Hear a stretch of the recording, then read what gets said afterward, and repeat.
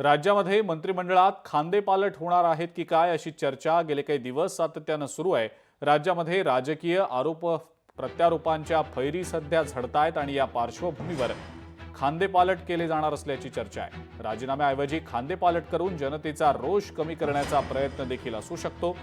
वाचाळ मंत्र्यांवर मुख्यमंत्री नाराज असल्याची सूत्रांकडून माहिती मिळते आणि त्यामुळे वाचाळ मंत्र्यांवर कारवाई करण्याची जबाबदारी त्या पक्षातल्या नेत्यांवर सोपवण्यात आल्याचं समजतंय।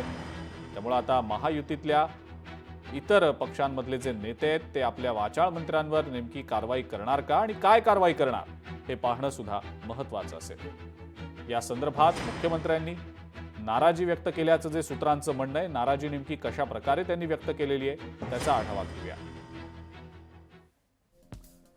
कारवाई केली गेली नाही तर कोडगेपणा तयार होईल असं कदाचित मुख्यमंत्र्यांना वाटत असल्याचं सूत्रांचं म्हणणं आहे। त्यामुळे काही निर्णय घ्यावेच लागतील, अन्यथा काही होत नाही अशी भावना मंत्र्यांच्या मनात निर्माण होईल।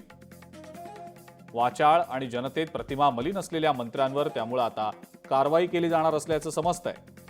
सध्या मुख्यमंत्री दिल्ली दौऱ्यावर आहेत आणि दिल्ली दौऱ्यानंतर मुख्यमंत्री या संदर्भात ऍक्शन मोडवर येणार असल्याची ही माहिती मिळतेय।